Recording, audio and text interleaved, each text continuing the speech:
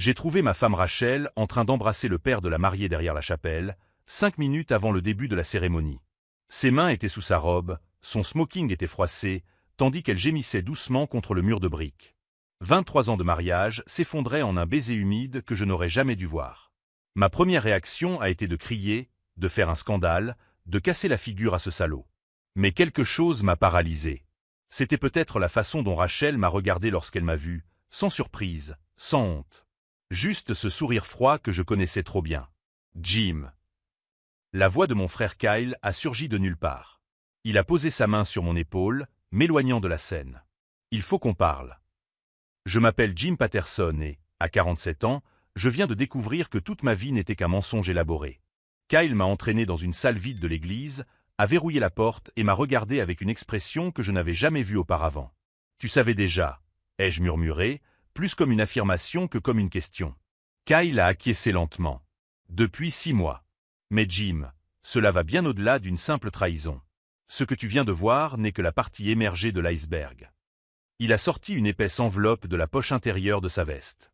Richard Blackwood, le père de la mariée, n'est pas ici par hasard. Rachel n'est pas avec lui par amour. Et ce mariage? Kyle a souri, mais il n'y avait aucune joie dans ce sourire. C'est un piège que j'ai mis des mois à préparer. Mes jambes se sont dérobées sous moi. Je me suis appuyé contre le mur, essayant d'assimiler ces mots. De quoi parlez-vous? Richard Blackwood a détruit notre famille il y a 20 ans, Jim. Tu te souviens quand papa a perdu son entreprise de construction? Quand il a eu sa crise cardiaque à 52 ans. Kyle a ouvert l'enveloppe, montrant des photos et des documents. Ce n'était pas de la malchance. C'était un sabotage calculé. J'ai regardé les photos, Rachel dans des restaurants chers avec Richard, entrant dans des hôtels, signant des papiers dans des bureaux que je ne reconnaissais pas. La trahison était réelle, mais elle faisait apparemment partie d'un plan plus vaste. Rachel lui transmet des informations sur ton entreprise depuis 2 ans, a poursuivi Kyle. Tous tes contrats de promotion immobilière, tous les terrains que tu convoites, tous tes projets d'expansion. Richard utilise ces informations pour vous saboter systématiquement. L'air semblait manquer dans mes poumons. Mon entreprise connaissait des difficultés inexplicables depuis des mois.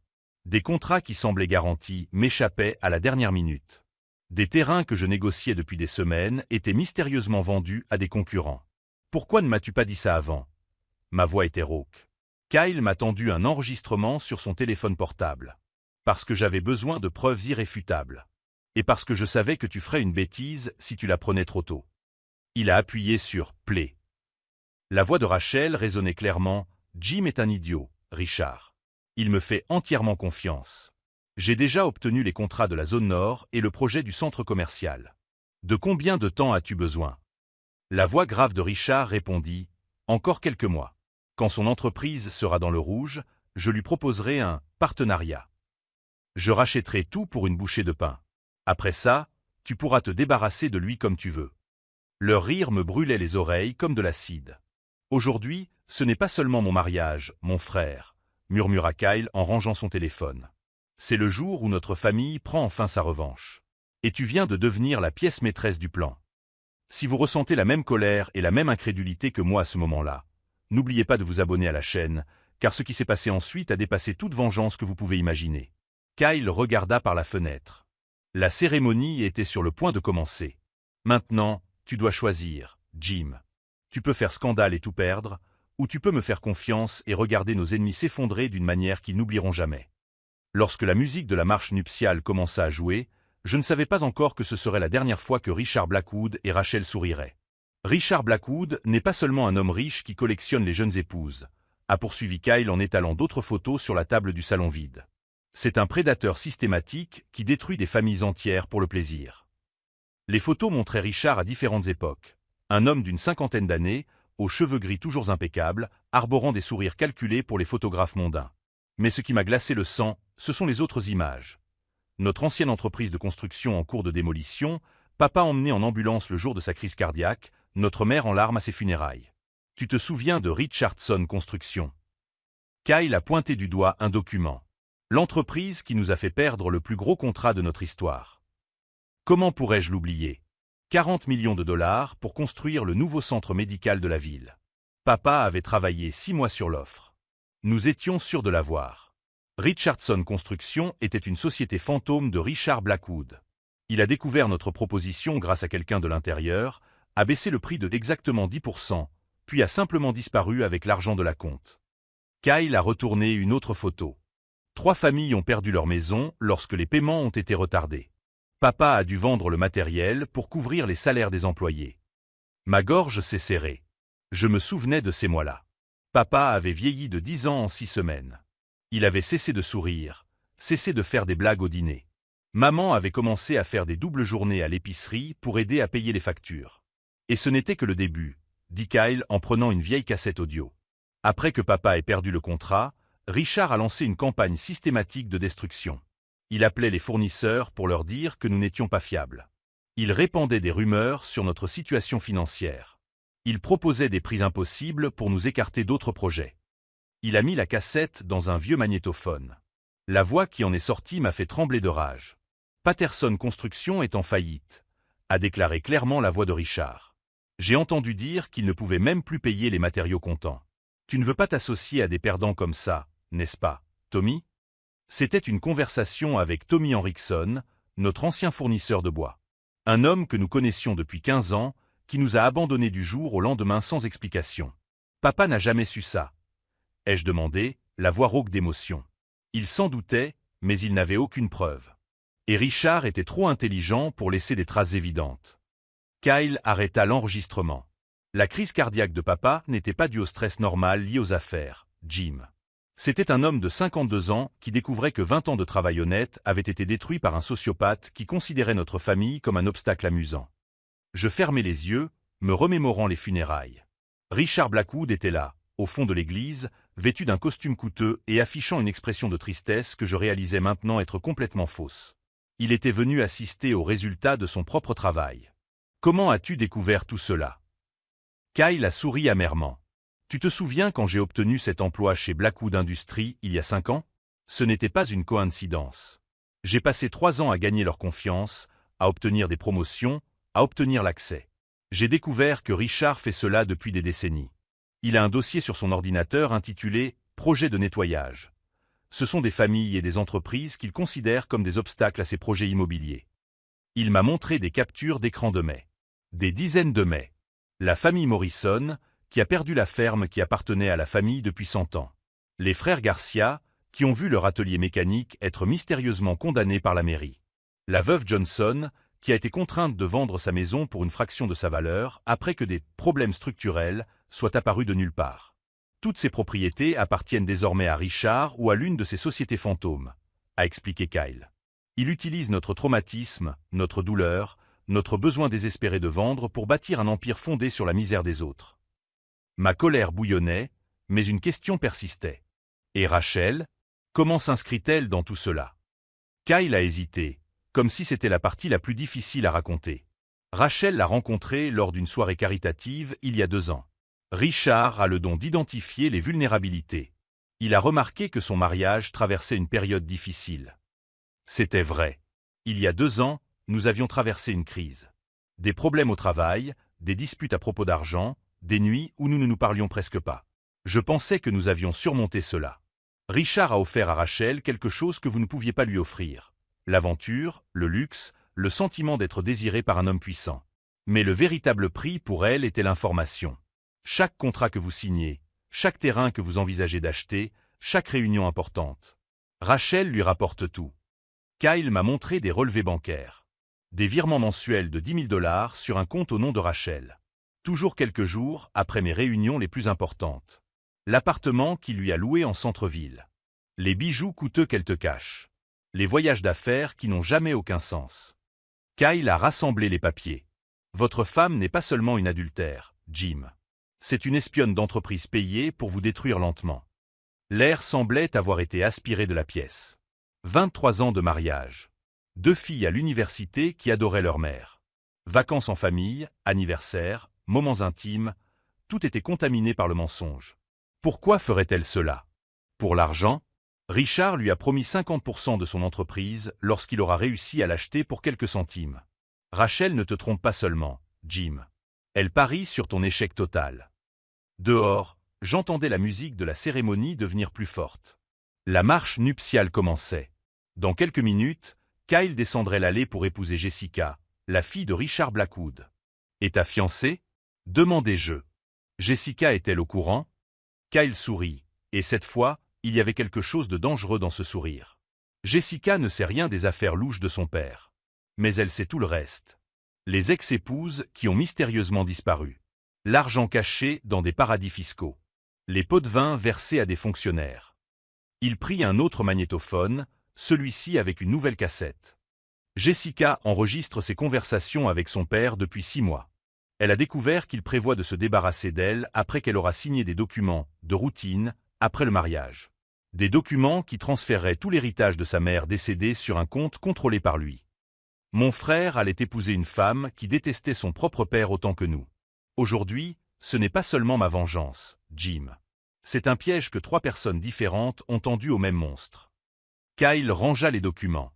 Et tu viens de devenir l'appât parfait. Lorsque nous avons quitté la pièce, je n'étais plus l'homme trahi qui était entré 10 minutes plus tôt. J'étais quelqu'un avec un objectif très clair et très dangereux. La musique s'est arrêtée brusquement, suivie par les murmures confus de l'assemblée. Cela venait de commencer. La musique s'était arrêtée parce que Jessica, la mariée, n'était pas à l'hôtel. Kyle et moi avons couru vers la salle principale, où nous avons trouvé 200 invités qui murmuraient nerveusement. Richard Blackwood était à l'hôtel, rouge de colère, chuchotant quelque chose avec rage au pasteur. Son expression d'homme puissant et contrôlé avait complètement disparu. « Où diable est-elle » a crié Richard à personne en particulier, sa voix résonnant dans la salle silencieuse. Kyle m'a souri. Elle est exactement là où nous l'avions prévue. Au fond de la salle, une voix féminine a retenti, claire et ferme. « Je suis là, papa. » Jessica est apparue par la porte latérale, mais elle ne portait pas la robe de mariée à 15 000 $ qu'elle avait choisie des mois auparavant. Elle portait plutôt un élégant tailleur noir et tenait une mallette en cuir marron. Le silence dans la salle devint encore plus pesant. « Jessica, qu'est-ce que cela signifie » Richard descendit de l'autel et marcha vers sa fille d'un pas mesuré. « Où est ta robe? Pourquoi es-tu en retard » Jessica s'arrêta au milieu de l'allée centrale, regarda son père et dit quelque chose qui glaça le sang de toutes les personnes présentes. « Parce que je ne vais plus faire semblant de ne pas savoir qui tu es vraiment. » Richard s'est arrêté brusquement. Pour la première fois, j'ai vu une véritable peur traverser son visage. « De quoi parles-tu, ma fille? Tu es nerveuse. Les mariages rendent tout le monde anxieux. » Jessica a ouvert la mallette et en a sorti un vieux magnétophone. Le même type que Kyle avait utilisé pour me montrer les preuves. « Je parle de ça, papa. 3 ans de conversations enregistrées.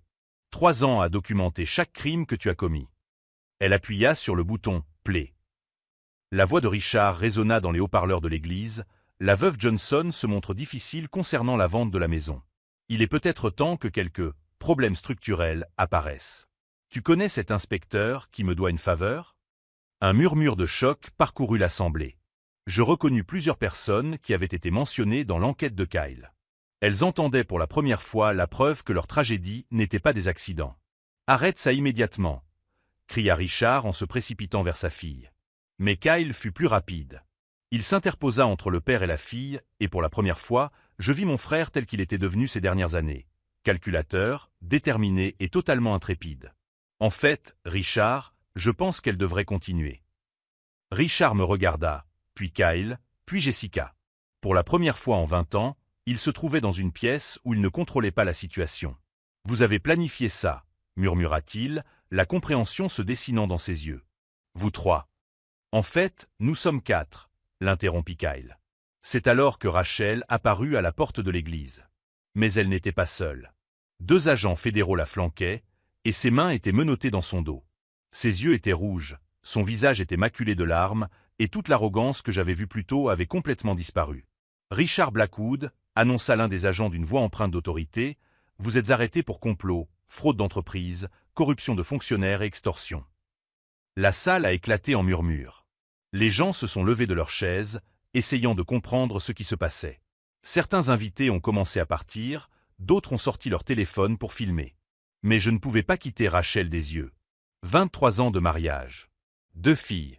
Des milliers de nuits passées à dormir à ses côtés, à lui faire confiance, à l'aimer. Et maintenant, elle était là, menottée, brisée, sachant que sa cupidité avait tout ruiné.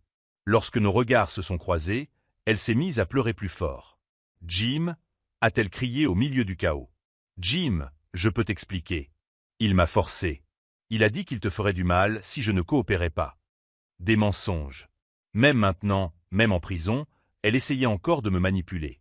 Kyle posa sa main sur mon épaule. Les enregistreurs que Jessica a placés dans son bureau ont tout capté, Jim. Y compris les conversations où Rachel se vantait de la facilité avec laquelle elle pouvait te tromper. Y compris les plans pour se débarrasser de toi une fois qu'ils auraient pris le contrôle de ton entreprise. Je sentis une colère froide monter dans ma gorge. Ce n'était pas la colère chaude et impulsive que j'avais ressentie en les trouvant au fond de l'église. C'était quelque chose de bien plus dangereux, une détermination glaciale à voir justice être faite. Elle a tout avoué quand les agents l'ont confrontée aux preuves, a poursuivi Kyle. Tous les documents qu'elle a copiés de votre entreprise. Toutes les réunions secrètes. Tout l'argent que Richard lui a versé. Je regardais Richard, qui était maintenant menotté lui aussi. Même menotté, il essayait de garder une expression digne. C'est un malentendu, dit-il calmement aux agents. Mes avocats vont régler ça en quelques heures. Jessica s'approcha de son père, toujours le magnétophone à la main. Non, papa. Parce que j'ai aussi remis aux agents tous tes comptes offshore. Tous les pots de vin documentés. Toutes les familles que tu as détruites. Sa voix était ferme, mais je pouvais voir des larmes dans ses yeux. Y compris les Patterson. C'est alors que Richard m'a enfin regardé directement. Et pour la première fois, j'ai vu quelque chose que je n'avais jamais vu auparavant dans ses yeux. Une véritable peur. Toi, murmura-t-il. Jim Patterson. Oui, dis-je en m'avançant jusqu'à me trouver face à lui. Le fils de l'homme que tu as tué. Richard tenta de reculer, mais les agents le retinrent fermement. Je n'ai tué personne. Votre père a eu une crise cardiaque. Ce n'est pas ma faute. Vous avez systématiquement détruit l'entreprise qu'il avait bâtie en 20 ans. Vous avez répandu des mensonges sur notre famille. Vous avez saboté des contrats qui auraient sauvé notre entreprise. Ma voix était basse, maîtrisée. Vous n'avez peut-être pas mis vos mains autour de son cou, mais vous l'avez tué de la même manière. Les agents ont commencé à l'escorter hors de l'église, mais je n'avais pas fini. Et après avoir tué mon père, tu as décidé de finir le travail en séduisant ma femme et en volant mon entreprise. Richard a cessé de résister. Il m'a regardé avec une expression que je n'ai pas pu déchiffrer. Comment ? A-t-il demandé. Comment avez-vous découvert ? Kyle sourit. Parce que tu as commis la même erreur que d'habitude, Richard. Tu pensais pouvoir contrôler tout le monde. Mais tu as oublié une chose importante. Quoi ? Tu as oublié que certaines personnes gardent rancune pendant 20 ans. Et que certaines familles ne cessent jamais de se battre. Lorsque les agents ont emmené Richard et Rachel hors de l'église, la salle était complètement silencieuse. 200 invités digéraient ce dont ils venaient d'être témoins.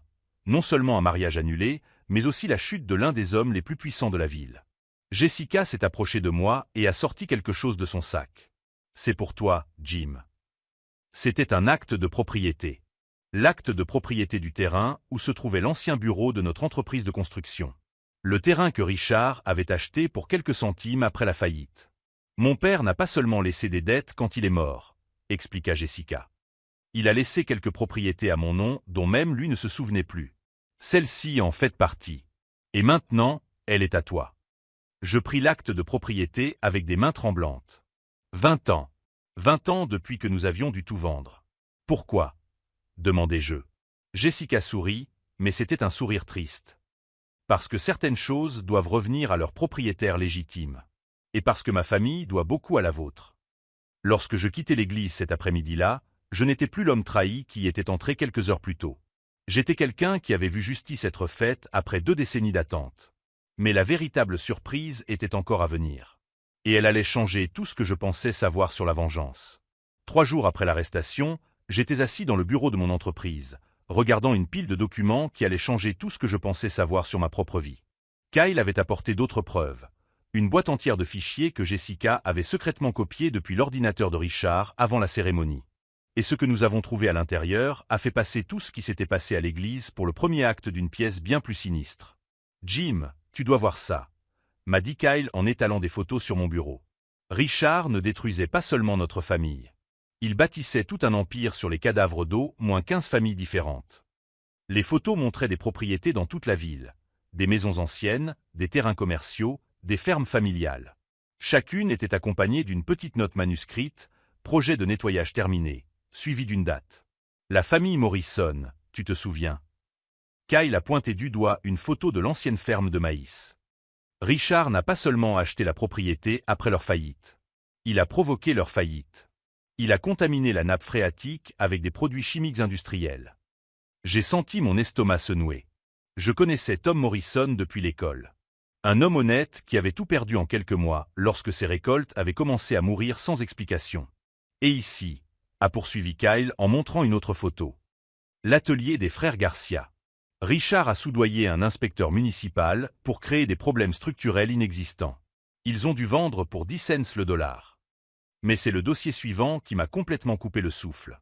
Il contenait des photos détaillées de ma propre maison, de mon entreprise, de l'école où nos filles ont étudié, toutes accompagnées de notes méticuleuses sur nos routines, nos horaires, nos points faibles.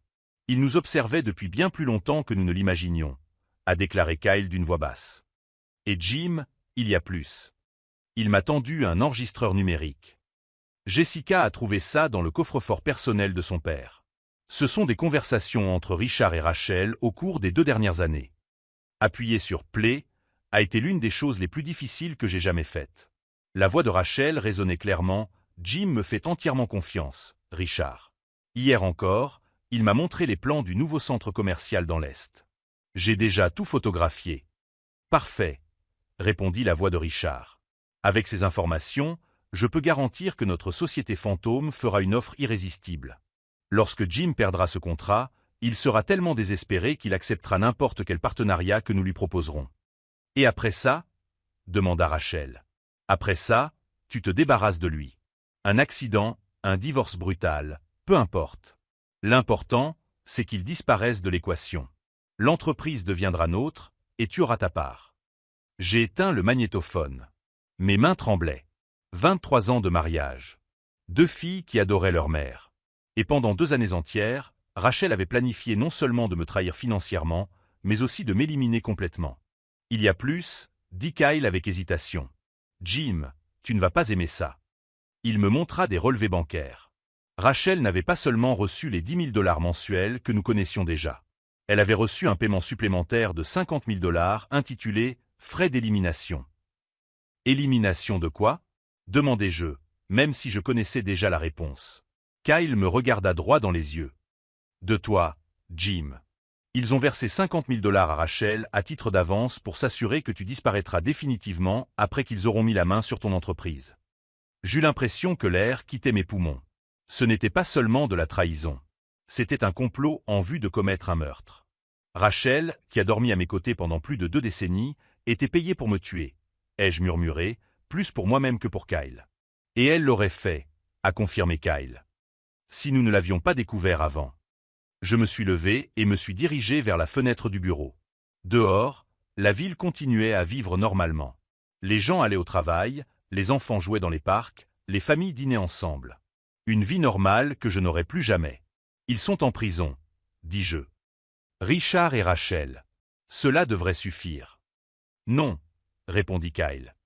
Jim, vous ne comprenez pas encore l'ampleur de la situation. Richard est peut-être en prison, mais son organisation continue de fonctionner. Il a des associés, des gens qui poursuivront son travail. Kyle ouvrit un autre dossier, encore plus épais que les précédents. Jessica nous a donné des noms, Jim. 15 personnes occupant des postes importants dans la ville. Des juges, des conseillers municipaux, des hommes d'affaires. Tous impliqués dans le trafic de Richard. Et tous savent que vous disposez désormais de suffisamment d'informations pour les détruire. Je compris immédiatement. Je n'avais pas seulement affaire à un homme riche et à sa maîtresse perfide. J'étais confronté à un réseau de corruption qui contrôlait la moitié de la ville. Ils vont essayer de nous faire taire, dis-je, sans poser de questions. Ils essaient déjà, confirma Kyle. Hier, j'ai reçu un appel de quelqu'un qui m'a proposé d'acheter mon entreprise pour le double de sa valeur marchande, à condition que je déménage dans un autre État. Ce matin, une voiture a suivi Jessica lorsqu'elle a quitté la maison. J'ai senti une colère froide monter dans ma gorge. Pas la colère chaude et impulsive que j'avais ressentie en découvrant la trahison. C'était quelque chose de bien plus dangereux, une détermination glaciale à voir justice être faite, quel qu'en soit le prix. Que proposes-tu? Ai-je demandé. Kyle a souri, et pour la première fois, j'ai vu quelque chose de dangereux dans ce sourire. Que nous finissions le travail que nous avons commencé à l'église. Mais cette fois, nous n'allons pas seulement exposer Richard et Rachel. Nous allons exposer tout le réseau. Il m'a tendu une carte de visite. C'est un contact au FBI que Jessica a cultivé pendant des mois. L'agent spécial Rodriguez. Il dirige une équipe spéciale sur la corruption municipale. Et il va nous aider. Il fera plus que ça. Avec les preuves que nous avons, il peut démanteler toute l'organisation d'un seul coup. Mais il faut que ce soit bien fait. Un faux pas et tous ces criminels disparaîtront. Kyle rangea les documents et me regarda droit dans les yeux. Jim, ce qui s'est passé à l'église n'était qu'un début. Si vous êtes partant, si vous voulez vraiment que justice soit rendue à notre famille et à toutes les autres familles qu'ils ont détruites, je dois le savoir maintenant. Je regardai l'acte de propriété de notre ancienne maison, toujours posé sur mon bureau. 20 ans. 20 ans depuis que nous avions tout perdu à cause de la cupidité de Richard Blackwood. Si vous suivez notre parcours jusqu'ici et que vous ressentez la même indignation que nous, n'oubliez pas de vous abonner à la chaîne, car ce que nous avons fait ensuite a dépassé toute vengeance que vous pourriez imaginer. Je suis partant, ai-je finalement déclaré. Mais cette fois, nous ne nous contenterons pas de rendre justice. Nous entrerons dans l'histoire. Kyle a souri et a pris le téléphone. Agent Rodriguez, je suis Kyle Patterson. Nous sommes prêts à discuter. Quand il a raccroché, il m'a regardé avec une expression que je n'avais jamais vue auparavant, un mélange de détermination et de quelque chose que je ne peux décrire que comme une soif de justice. Jim, j'espère que vous êtes prêt. Parce que ce que nous allons faire maintenant va changer cette ville pour toujours. Je ne savais pas encore que dans 72 heures, notre petite vengeance familiale allait se transformer en le plus grand scandale de corruption que notre ville ait jamais connu. Et que Rachel, depuis sa prison, avait encore un dernier atout à jouer. 72 heures plus tard, j'étais assis dans un van du FBI, observant à travers des écrans notre ville devenir le théâtre de la plus grande opération anticorruption de son histoire. Opération nettoyage lancée, a retenti la voix de l'agent Rodriguez dans mes écouteurs. Toutes les équipes en position. Kyle était à mes côtés, tendu mais déterminé. Jessica était dans le van d'Axe en grave côté, coordonnant les enregistrements qui seraient utilisés comme preuve. Et moi, j'étais sur le point de faire quelque chose que je n'aurais jamais imaginé faire, affronter Rachel face à face pour découvrir quelle était sa dernière carte. « Jim, tu es sûr de toi ?» demanda Kyle pour la 10e fois. « Laisse les agents s'occuper d'elle. »« Non, » répondis-je en ajustant le micro caché dans ma chemise. « Elle n'avouera tout que si elle croit pouvoir encore me manipuler. Et pour cela, je dois y aller seul. » Le plan était risqué, mais nécessaire. Rachel était en prison, mais par l'intermédiaire de ses avocats, elle avait fait savoir qu'elle détenait des informations sur d'autres crimes commis par Richard, informations qu'elle ne partagerait qu'avec moi, lors d'une conversation privée. Rodriguez n'aimait pas cette idée, mais il a accepté lorsque Jessica a confirmé que Rachel avait toujours été obsédée par le contrôle des récits. Elle ne supporte pas de ne pas avoir le dernier mot, avait expliqué Jessica. Surtout avec Jim. 40 minutes plus tard, j'étais assis dans une salle de visite de la prison, séparé de Rachel par une table en métal et 23 ans de mensonges. Elle avait changé. Ses cheveux impeccables étaient désormais négligés, son maquillage était brouillé, ses ongles parfaitement manucurés étaient désormais rongés. Mais ses yeux brillaient toujours de cette intelligence calculatrice qui m'avait attiré au début. « Jim, » dit-elle d'une voix plus douce que je ne m'y attendais. « Merci d'être venu. Tu as dit que tu avais des informations importantes. Je suis là pour les entendre. » Rachel sourit, et pendant un instant, c'était comme si nous étions de retour dans notre cuisine, en train de discuter du travail. Toujours droit au but. C'est ce que j'aimais chez toi. Tu aimais ? Demandai-je en gardant une voix neutre. Choix de temps intéressant pour quelqu'un qui était payé pour m'éliminer. Son sourire vacilla, mais seulement pendant une seconde. Jim, tu dois comprendre. Ce n'était pas personnel. Ça n'a jamais été à propos de toi. 50 000 $ comme prime d'élimination suggère le contraire. Rachel se pencha en avant, ses mains menottées frappant la table. Écoute, il y a des choses que tu ne sais pas. Richard n'était pas seulement un homme d'affaires corrompu. Il travaillait avec des gens très dangereux. Cartel mexicain, blanchiment d'argent, trafic d'êtres humains. Je n'avais pas le choix. Je sentis mon estomac se nouer. Pas à cause de cette information. Jessica avait déjà mentionné ses soupçons concernant les connexions internationales de Richard. Mais à cause de la facilité avec laquelle Rachel avait menti pendant toutes ces années. Et tu as pensé que la solution était de me tuer. Je n'aurais jamais fait ça, s'écria-t-elle, et pour la première fois, je vis quelque chose qui pouvait être de la sincérité dans ses yeux. Le plan était différent. Nous allions simuler ta mort, te faire sortir du pays, repartir à zéro quelque part loin d'ici. J'ai ri amèrement. Rachel, tu crois vraiment à tes propres mensonges? C'est alors qu'elle a joué sa dernière carte. Jim, notre mariage a peut-être été une imposture pour moi au final, mais nos filles sont bien réelles. Et elles sont en danger. Mon sang s'est glacé. De quoi parles-tu? Richard a des partenaires. Des gens qui se moquent qu'il soit en prison. Ils savent que tu as des preuves qui pourraient révéler au grand jour des opérations valant des centaines de millions. Rachel se pencha encore plus vers moi. Ils t'ont envoyé un message hier. Si tu n'arrêtes pas cette enquête, Madison et Sophie en paieront le prix. Madison et Sophie. Mes filles.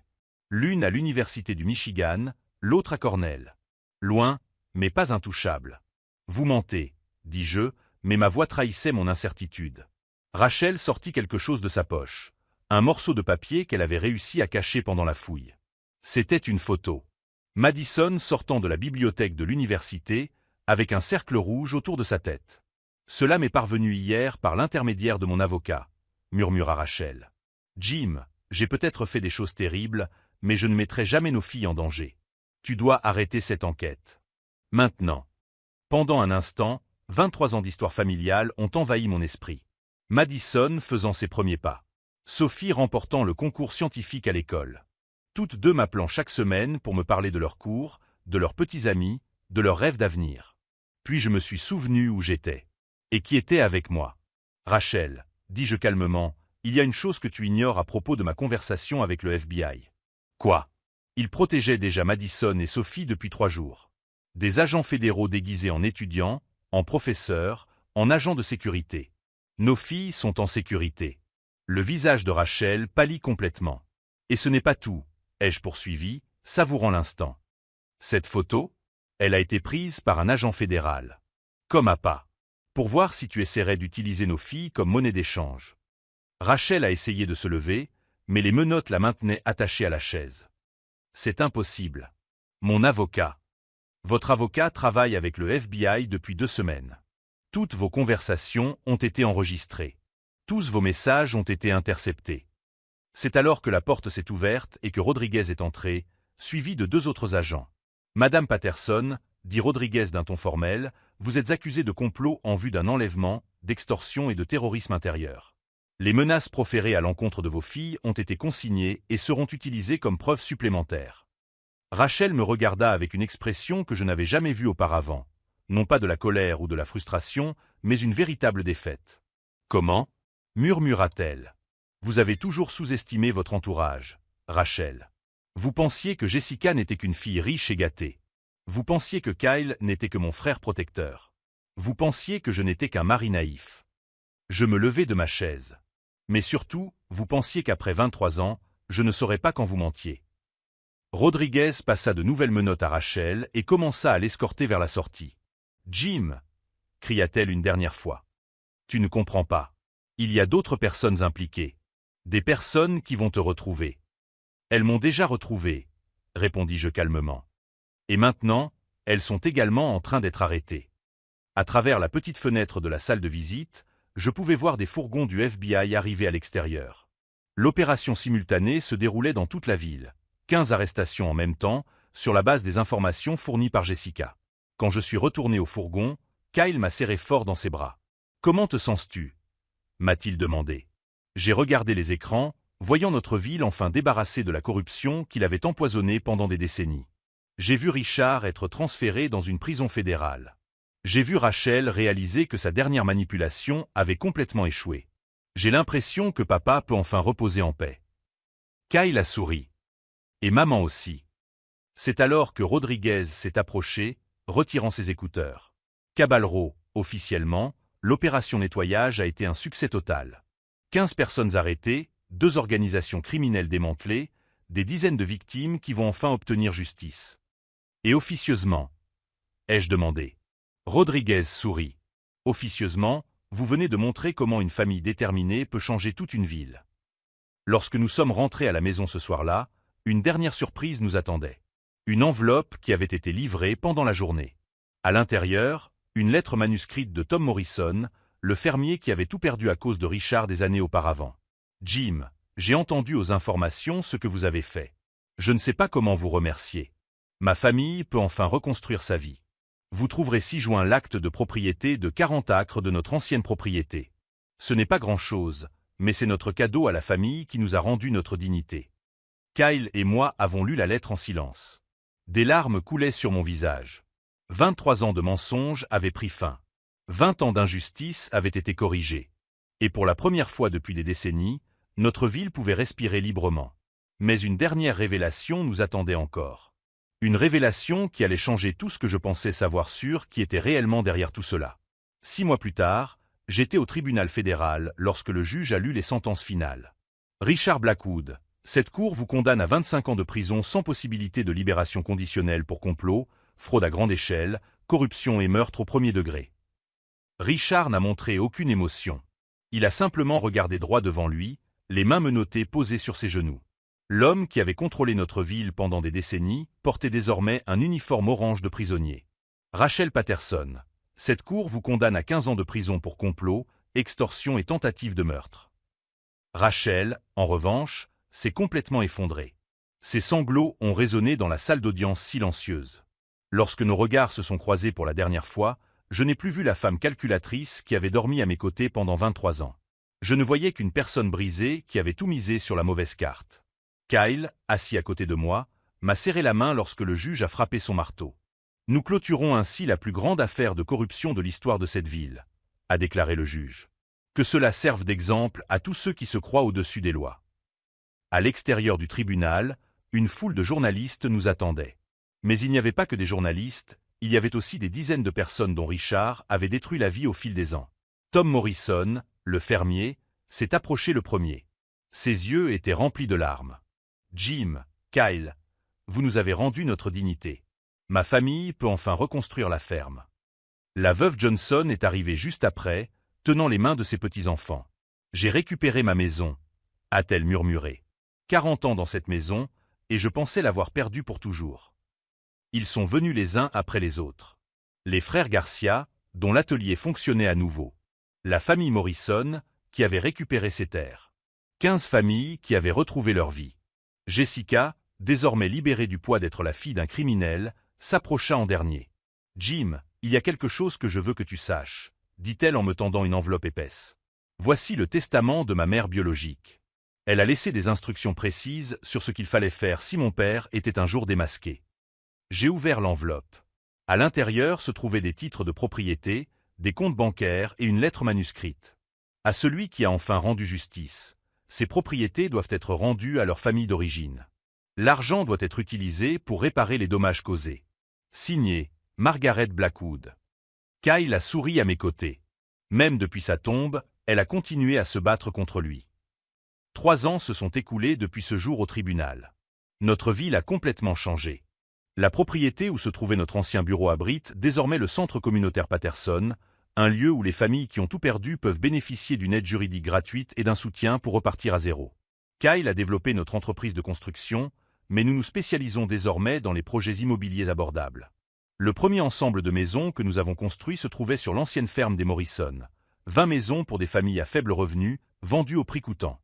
Quant à moi, j'ai découvert quelque chose d'étonnant en reconstruisant ma vie. Pardonner à Rachel n'était pas un acte de faiblesse, mais un acte de libération. Je ne lui ai pas pardonné pour les 23 années de mensonges, mais parce que continuer à nourrir de la haine ne ferait que me faire du mal. La semaine dernière, j'ai reçu une lettre d'elle depuis la prison. Elle me demandait pardon et disait qu'elle comprenait enfin le mal qu'elle avait causé. Je n'ai pas répondu, certains ponts sont brûlés à jamais. Mais je n'ai pas non plus ressenti de colère en lisant ces mots. Madison et Sophie, nos filles, ont d'abord été dévastées par la trahison de leur mère. Mais avec le temps et une thérapie, elles ont réussi à séparer la criminelle de la mère qu'elles connaissaient. Elles travaillent maintenant avec moi au centre communautaire pendant leurs vacances universitaires, aidant d'autres familles à se reconstruire. Papa, m'a dit Madison à Noël dernier, ce qui s'est passé était terrible. Mais regarde combien de personnes ont été sauvées grâce à ton courage. Elle avait raison. Richard Blackwood a détruit notre famille il y a 20 ans, mais en essayant de finir le travail, il a scellé sa propre destruction et libéré toute une ville. Le pouvoir de la justice ne réside pas dans la vengeance personnelle, mais dans le courage de se battre pour ce qui est juste, même lorsque cela semble impossible. Kyle et moi avons perdu un père, mais nous avons sauvé des dizaines d'autres familles de perdre le leur. Si cette histoire de persévérance et de justice vous a touché, n'oubliez pas de vous abonner à la chaîne. Nous avons beaucoup d'autres histoires de personnes qui ont transformé un traumatisme en triomphe, une injustice en changement réel. Vendredi dernier, je suis passé devant l'ancien bâtiment de Blackwood Industries. Il s'appelle désormais le Centre de développement communautaire Blackwood, ce qui est ironique, étant donné que Margaret Blackwood a toujours voulu qu'il soit utilisé pour aider les gens, et non pour les exploiter. Une plaque à l'entrée indique « Dédié à toutes les familles qui n'ont jamais renoncé à se battre pour la vérité ». Richard a tenté de bâtir un empire sur les ruines de familles honnêtes. Au final, ces mêmes familles ont construit quelque chose de bien plus puissant sur les ruines de son empire. Une communauté fondée sur la justice, et non sur la cupidité. Et chaque fois que je passe devant cette plaque, j'entends la voix de mon père me murmurer « Bien joué, mon fils. Bien joué. »